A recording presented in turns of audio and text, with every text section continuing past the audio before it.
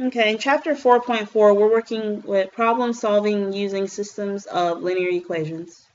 We're going to do a couple of problems from the chapter review. So we're going to look at problem 45 and number 50 on page 340 in your textbook. 45 reads as follows. A rectangular garden has a perimeter of 24 yards. Fencing across the length costs $3 per yard and along the width $2 per yard. The total cost of the fencing is $62. Find the length and the width of the garden. All right, so the first thing I do is label your variables. Well, X is going to represent the length of the garden, and Y will represent the width. You do not have to use X and Y. You can use L and W if you like to. All right, let's see what else they gave us. They told us the perimeter is equal to 24 yards. And let's see, the cost for the length, so the cost for the length is $3 per yard. The cost for the width is $2 per yard. And the total cost is equal to $62. Awesome. So let's see if we can build our system of equations. Well, first of all, we know it's a rectangular garden, right? So it's a rectangular garden. So what's the formula for perimeter of a rectangle? It's 2 times the length, which is x, so 2x, plus 2 times the width, which is y, equals the perimeter. But what is the perimeter equal to? 24. So we have 2x plus 2l equals 24. There's your first equation. Now we're going to use that first equation to build the second. The cost for the length is $3 per yard. Well, this right here, the x represents the length, and the y is the width. So the length here is 2x, which means 2x times what? $3. What if my length was 10 yards? Then how much would it cost me? It would be 3 times 10. What if it was 20?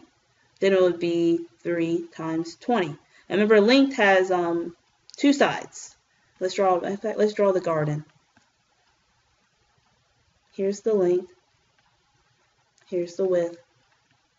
Here's the length. Here's the width. The length is $3 per yard. So how many lengths do I have? 2 of them. Or how many sides of the length? 2 of them. So that's going to be 2x times 3, which makes it 6x. Plus, let's do the same thing. The width is 2y. I have a width here and a width here. Remember, y represents the width. So I really have 2y, and it's $2 per. So it's going to come out to be 4y. Equals, how much is the total cost? $62. That's your second equation. Now let's solve them. I'm going to solve this using the addition method. It does not matter how you solve it. You can solve it graphically using substitution or the addition method.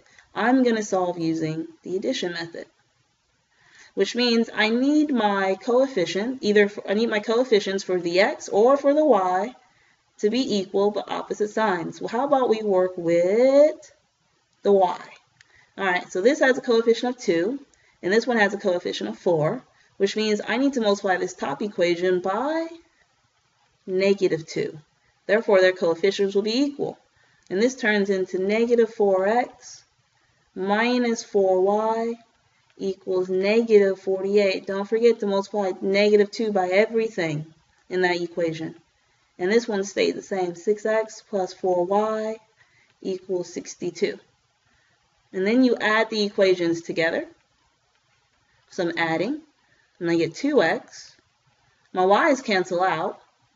Equal, is that 14?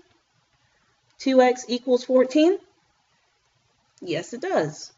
Awesome. Now let's solve for x by dividing by 2. Divide by 2. And you get x equals 7. 7 what? Yards. And x was what? The length. So the length equals 7 yards. Awesome. Now let's work with the width. And how are we going to do that? All we're going to do is pick one of these equations, plug in the length, and solve for the yards or y. Let's use the second or the first one. So we have 2 times 7 plus 2y equals 24. So I have 14 plus 2y equals 24. solve for y. So I'm going to subtract 14 on both sides. Subtract 14. And I get 2y equals 10. Divide by 2. Divide by 2. I get y equals 5. 5 what? Yards. So the width is 5 yards. And the length is 7 yards. So with these word problems, it's very important that you build this system. So you need this system. Without it, you can't solve the problem. So the goal here is when you see the word problem is try your best to get your two equations out of it. Alright, and that basically comes from translating the English into math language.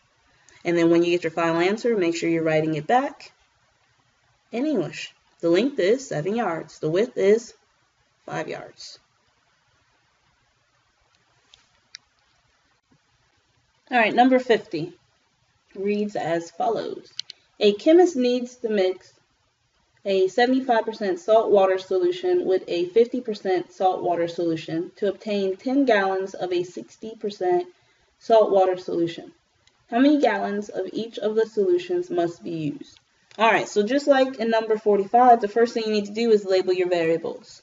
So I'm going to say let x equal, well, what am I interested in knowing? I'm interested in knowing how much of each solution, right? So let's see, we have a 75% salt water solution, so x is going to be the 75% salt water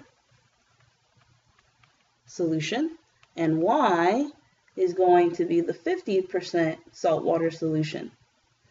50% salt water solution. Awesome.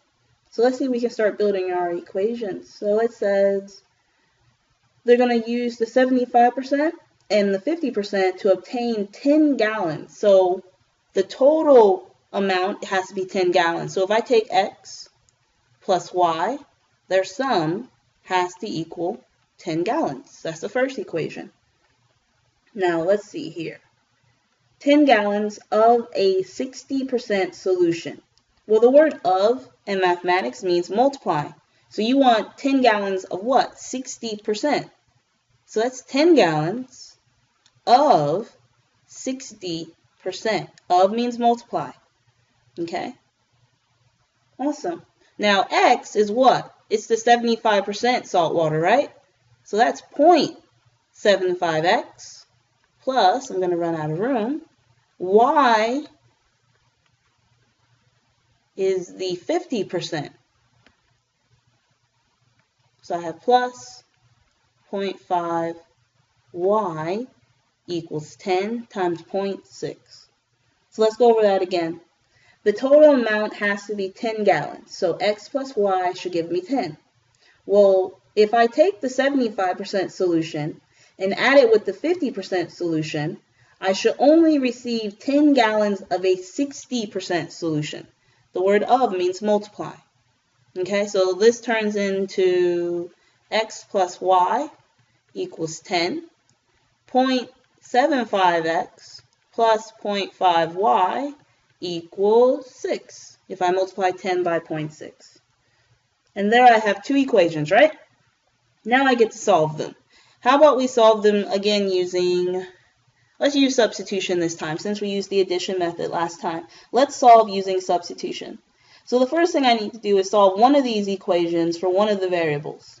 And I choose to solve equation 1 for y, which means I need to get y all by itself, which means I need to move this x from the left side over onto the right side. I'm going to do that by subtracting. So I have y equals 10 minus x.